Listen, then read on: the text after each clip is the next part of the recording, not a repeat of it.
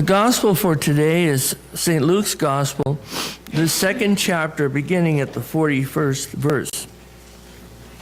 And I'm reading to you today out of the Voice translation, the translation that's set up like a script in a play.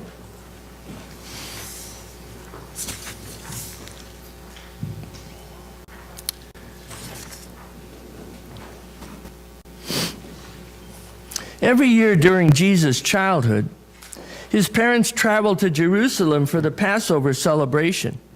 When Jesus was 12, he made the journey with them. They spent several days there, participating in the whole celebration. And when his parents left for home, Jesus stayed in Jerusalem, but Joseph and Mary were not aware. They assumed Jesus was elsewhere in the caravan that was traveling together. And after they had already traveled a full day's journey towards home, they began searching for him among their friends and relatives. When no one had seen the boy, Mary and Joseph rushed back to Jerusalem and searched for him. After 3 days of separation, they finally found him, sitting among a group of religious teachers in the temple, asking them questions, listening to their answers. Everyone was surprised and impressed that a 12-year-old boy could have such deep understanding and could answer questions with such wisdom. His parents, of course, had a different reaction. "Son," Mary said, "why have you treated us this way? Listen, your father and I have been sick with worry for the last 3 days, wondering where you were, looking everywhere for you." "Why did you need to look for me?" Jesus said. "Don't you know I must be working for my Father?" Neither Mary nor Joseph really understood that was what he meant by this. Jesus went back to Nazareth with them and was obedient to them. His mother continued to store these memories like treasures in her heart. And Jesus kept on growing in wisdom, in physical stature, in favor with God, and in favor with others. Here ends the gospel.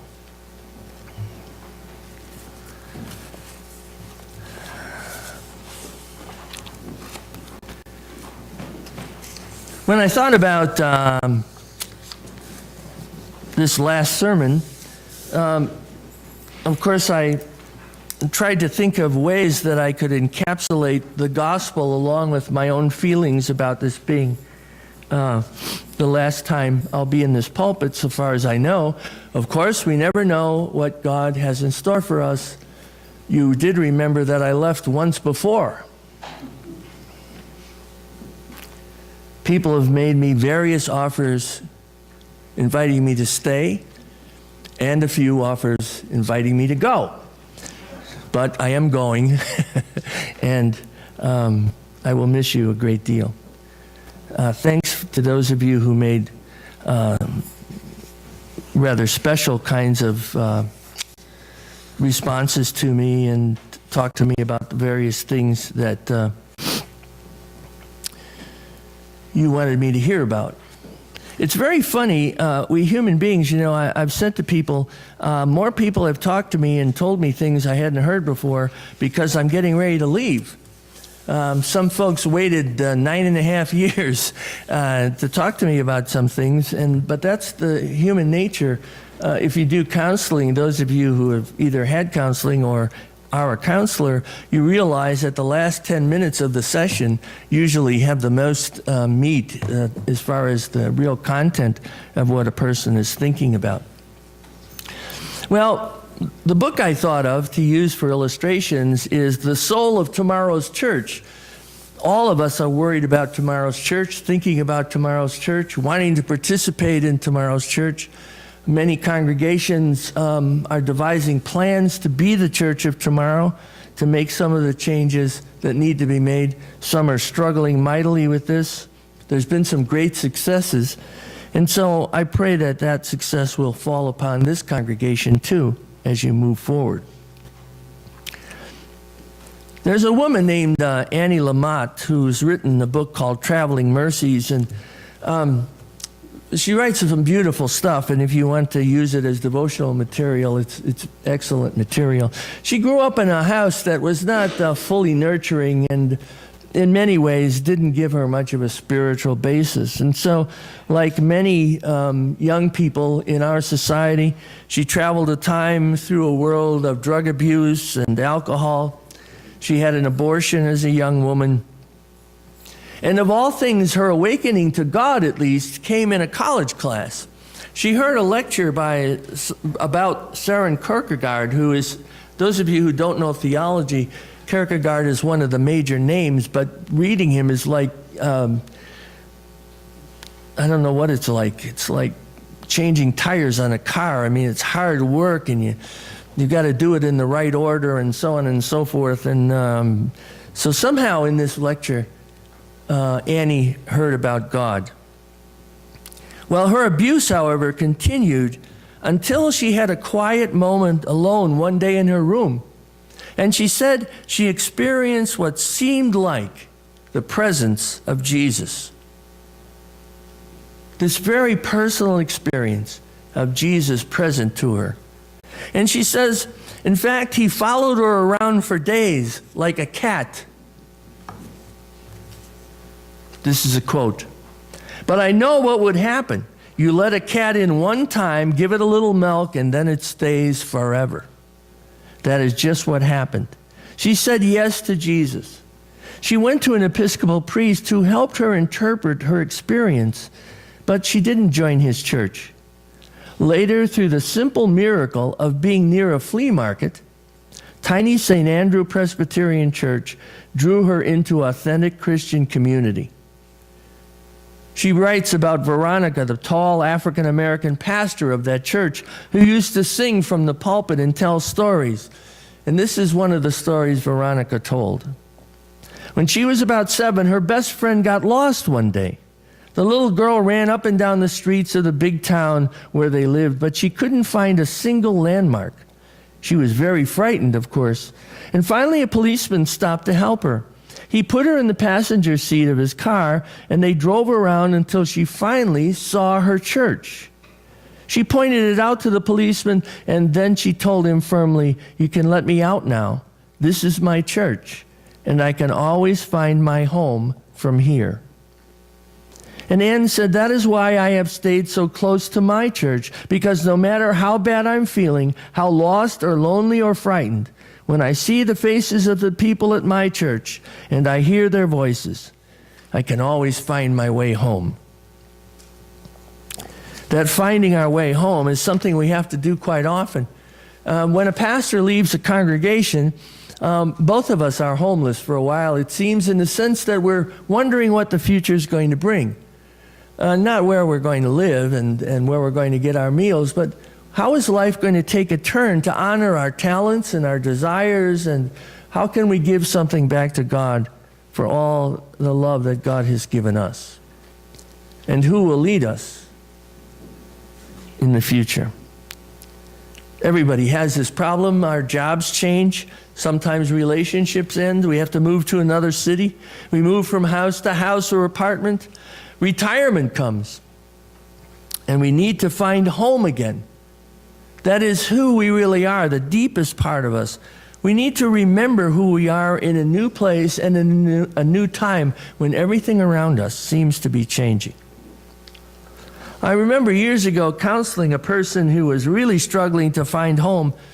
He had been downsized by a major corporation. He'd been with them for many years, and all of a sudden he got one of those dreaded notes, or however they do it, saying, "Your services are no longer needed." See, he thought his hard work, and he was a sharp guy, he thought his intelligence and his hard work would make the corporate world loyal to him.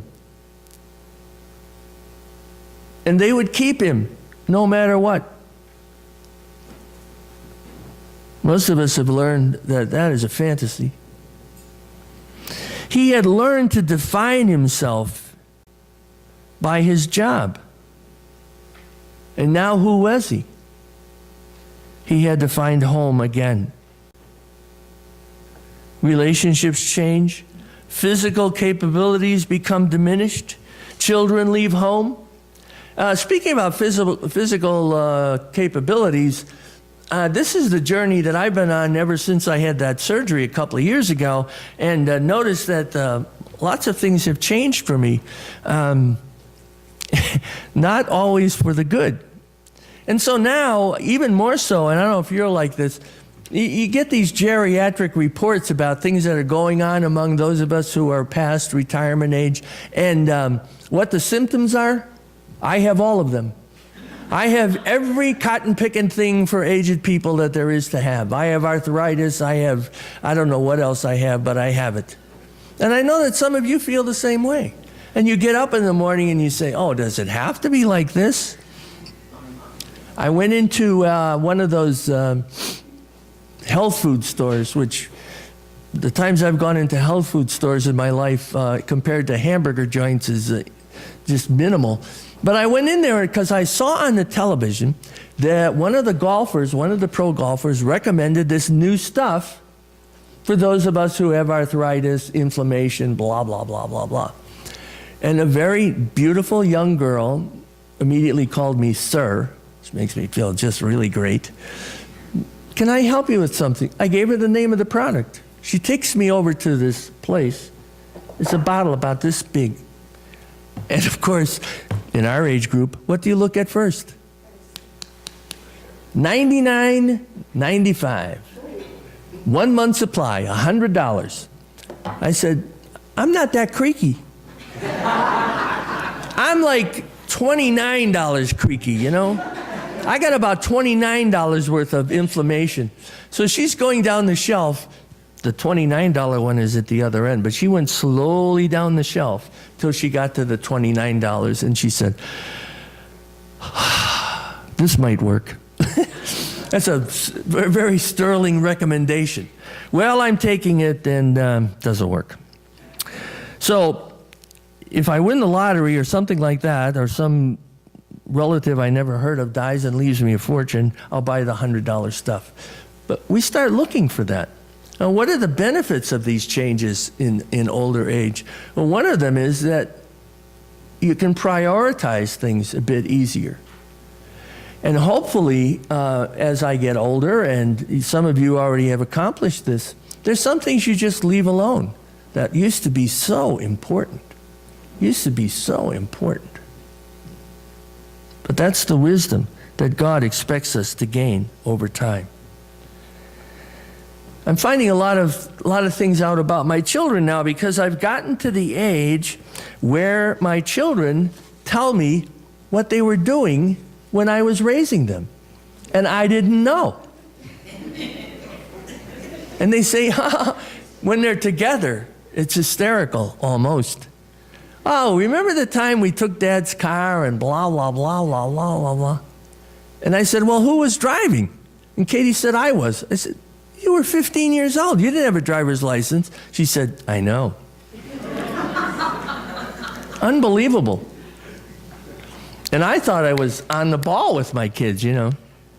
Anyway, you find these things out.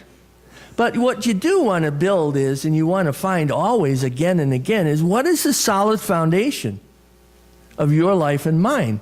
What is the most solid thing, the things that we really believe in, the things we absolutely have to be the people that we want to be? How can we call upon God and appropriate God's love in a way that we are authentic people? Well, now we get to the gospel. This is such a typical family story, isn't it, of growth and change? The families used to travel in communities then, so they're out in this community. They think Jesus has followed along. This wasn't bad parenting. This was the normal way things were done. And all of a sudden, of course, with their parental responsibility, they get to some place, they say, okay, let's everybody get together before the macaroni and cheese hits the table. Where is our son? Jesus, by the way, never ate macaroni and cheese.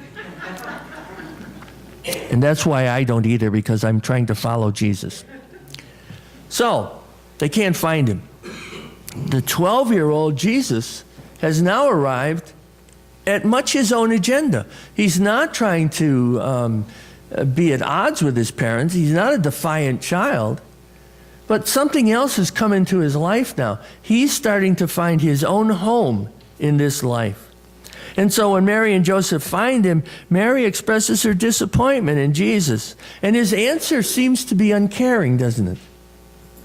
Like he's a little bit smart alecky with his mother. Didn't you know I'd be in my Father's house? And we're told Mary and Joseph didn't understand. It was the beginning of them starting to realize that they were going to have to let go of this son of theirs because God had a higher calling for him. Jesus was finding home. He was working on finding his home in another community, learning new things. He was exploring a world which would form him with the temple and the synagogue. He was getting closer to God. Well, that's the true story of this Christmas season, of the story of Jesus' birth. It's understood by you and me when we see it as our own return home, sort of resetting the clock or the compass. We go through Christmas again, we hear the story again, and we say, okay, how am I going to appropriate this in my own life?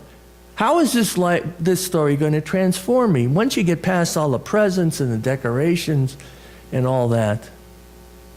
And in the quiet of your own home, in your own solitude, do you feel the presence of Jesus?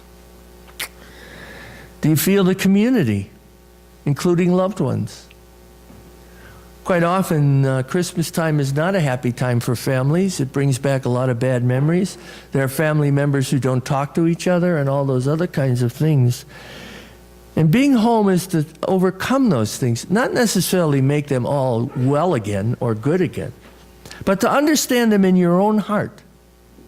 And see, when you think about this and finding home, we've had people in this congregation and in every congregation I've had say just absolutely astounding things to me about what they got out of this church or any church.